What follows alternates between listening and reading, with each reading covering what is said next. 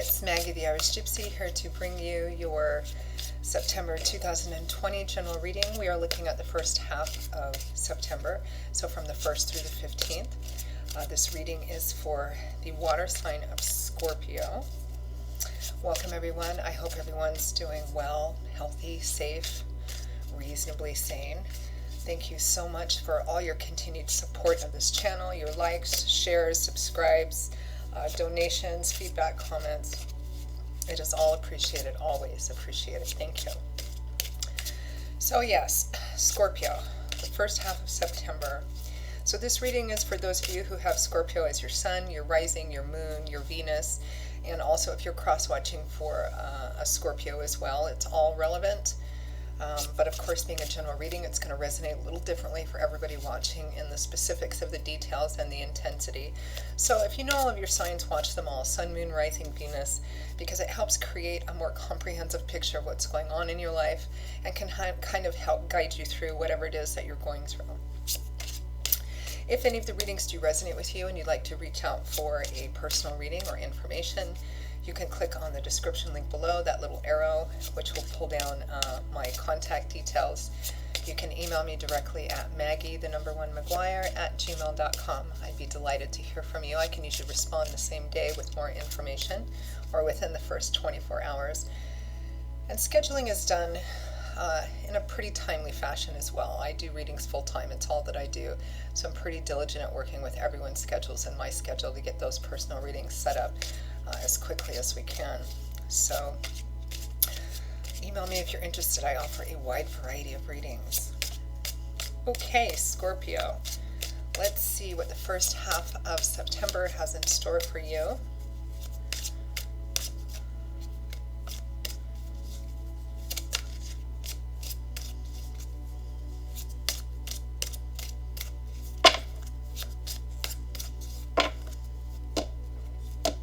I am using Legacy of the Divine Tarot. If I need to clarify, I'll be using the Gilded Tarot Royale. Okay, Scorpio. We begin with the Ace of Coins. Coins is also known as Pentacles in other decks. Followed by the Magician.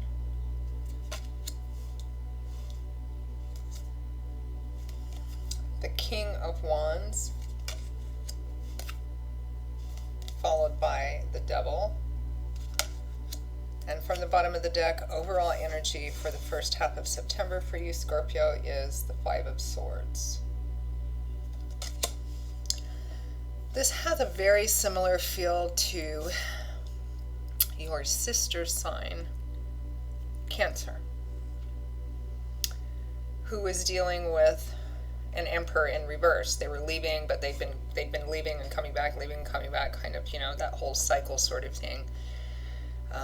You have the King of Wands here, Leo, Aries, Sagittarius, Sun, Moon, or Rising. Some of you, again, may be involved with an Aries or a fire sign, or somebody who's showing up like the King of Wands, because I feel this King of Wands is the person, the situation, the person you're dealing with.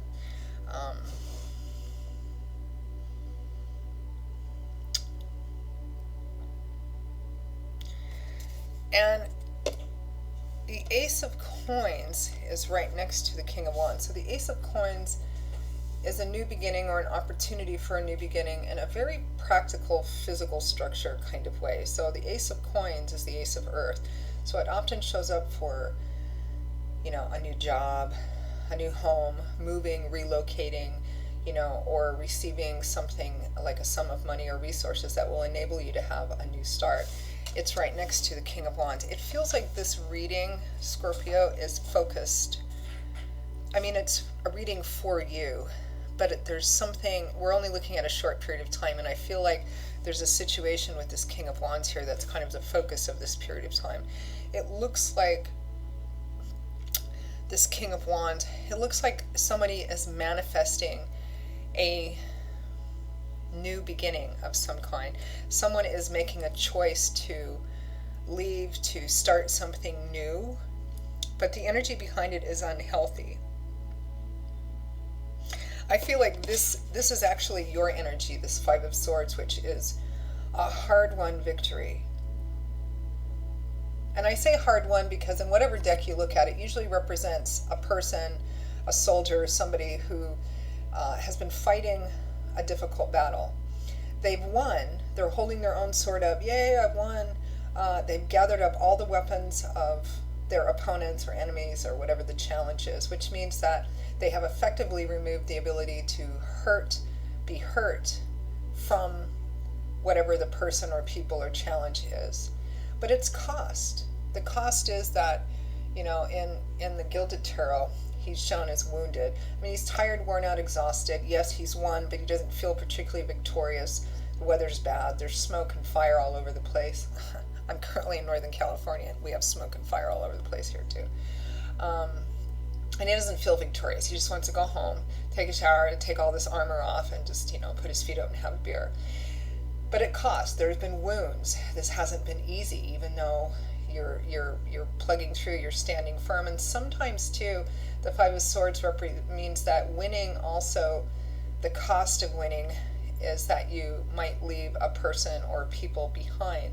In the Gilded Tarot, behind the man who's won, you can see a couple of his opponents or enemies or whatever the challenge is on the ground. So part of what the cost is the relationship too. We have the Magician under the Ace of Coins. So the Magician is the manifester. The Magician knows how to take what he wants, his idea, what he wants, and use like all his external resources to actually physically manifest something into being. The Magician represents success that comes from a combination of his own talent and the physical hard work and resources to actually make something happen, the planning and the actual work to make it happen. But right next to the Magician is the Devil. So this is toxic energy. This is an imbalance, regardless of what it represents. It can be addictions, it can be toxic relationships. It's a temptation or a vice. The Devil represents something that we're kind of chained to, that thing we keep returning to over and over again in a harmful way, to harmful excess. The source of the thing, like alcohol or like pain medication or something, it's not that in and of itself is bad.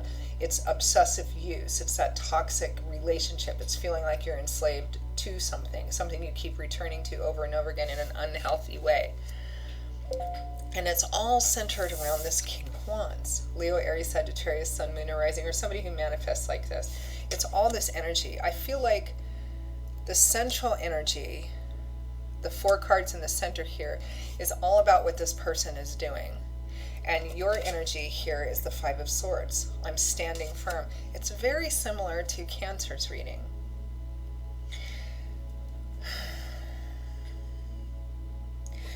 The 5 of Swords represents that there will be a victory in this for you, and it only comes from continuing the battle, which means fighting. And by fighting, I don't mean necessarily, I'm not a big advocate of horrible fights, or certainly not physical fighting, but when somebody's battling something or someone, they're coming from a certain belief system and ideology that they're fighting for, something that they're fighting for. And by you standing firm on whatever it is your stance, your belief system, your ideology about this situation is, by standing firm on that, you will win. Winning means that you will put yourself on a path after that to peace and joy and health and whatever it is that you want that's good and true for you. It might not feel that way when you win, because initially when you win, it might mean that you have to leave somebody behind, and that hurts. But after a period of healing, it does present the opportunity to have something better suited for you. Even though at the time it happens, it doesn't feel like that. That's kind of like your energy here, because it's all around this person who's manifesting a new beginning, or moving or relocating or something like that. And with the Devil here, it implies that maybe he's done this before, this King of Wands, or whoever this King of Wands is. The Devil doesn't usually show up for a one-time thing. The Devil is something we return to, we do over and over again in a toxic way or to a toxic degree. This looks like a King of Wands. I'm surprised it's not in the reverse. Like in Cancer's reading, the Emperor was in reverse. Like the King of Wands, this looks like somebody who just jumps from thing to thing. He's always wanting to manifest the new beginnings, or go here or go there. but he's constantly kind of in and out, up and down, which is very unking-like, really. It's toxic because this is his energy. Let's clarify that. It's like a king acting like a knight. It's like this King of Wands is acting like a Knight of Wands. Here, there, spontaneous, impulsive, always with an eye on the other thing, rushing in, rushing out.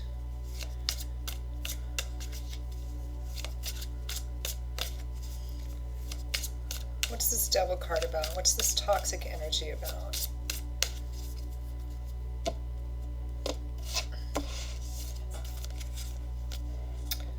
The Four of Cups and the Six of Cups. Yeah. This is somebody who is not satisfied with what they have, even though what they have is perfectly lovely. They're not satisfied with what's being offered, even though it's quite beautiful. It's almost as like the King of Wands is behaving in an immature fashion. The Six of Cups, returning to the past or returning to something over and over again, wanting to go back to childhood, roots of origin. This is like somebody who doesn't want to do the work. He keeps manifesting new beginnings or keeps returning back and forth to something because he's very good at the beginning of things, but then once something gets harder, there's a challenge coming up, or the honeymoon period is over, then he's off and running because he can't deal with a real day-to-day carry-through, follow-out of a long-term, committed, healthy relationship or situation. That's what it looks like here. Yeah, I think this is something that you've been through a few times with this person or this situation, Scorpio. Yeah, this is very similar to Cancer's reading. And it looks like in order to have victory, meaning it doesn't, it feels like this situation, it can't be transformed by anything that you do because it would involve you transforming another person, and that just doesn't happen. We can't change other people, even though we sometimes harbor the illusion and delusion that we can. Your way of winning, and for you, victory would mean removing yourself from the situation, as painful as that might be, going through a healing process, and then opening yourself up to something that is truly right and joyful for you. That's the victory. Of course, the first step to that victory is winning the battle, meaning separating yourself from that. And at the time, it's not going to feel like much of a battle because it comes at a cost, of course. Our choices do. But I feel that's what Spirit is indicating here. So let's pull one final card for advice. I believe the Five of Swords is your energy, which is great if you can maintain that.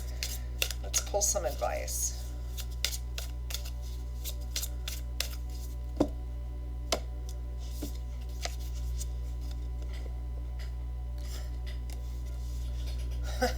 Keep it up. Seven of Wands. Defensive, protective, guarding what you've put a lot into, guarding what you hold dear, guarding what is your special place, your thing. Again, that's why we fight battles.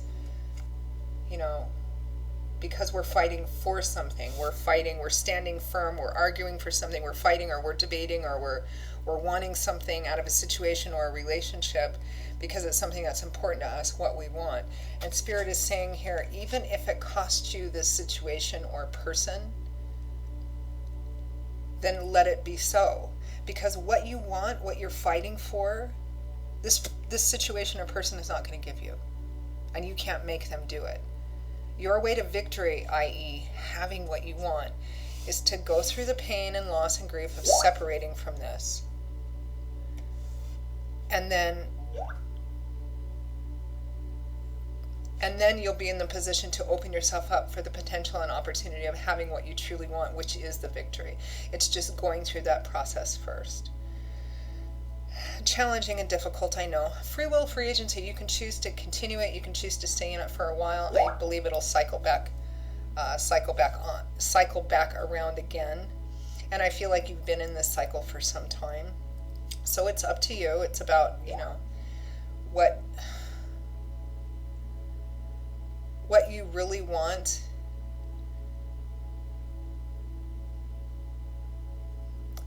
What you really want is not in this situation or relationship. In order to have that. And so fighting for it is useless. You can't change this person. It's like administering medicine to a dead person. I mean, it's just not, you can't do it. People have to change on their own. You can't do this. I think you've tried. I think you've perhaps stayed in it. Oh, if I just, it'll be this and that. It's not. You're going to have to disassociate yourself, and it's not going to feel, and for those of you who make that decision, you know, it's not going to feel good at the time, but it puts you on the path towards your joy and happiness in a healthy way. The question is, how long are you going to fight an unwinnable battle here? And, you know, again, free will, free agency. If you choose to stay in that, fair enough, honor that decision, but it will come back around again. Okay, Scorpio, that is your reading for the first half of September. It was kind of an intense one, so maybe not all that enjoyable, but I hope that at least it was informative, it gave you food for thought, some perspective, and that it was helpful in that way.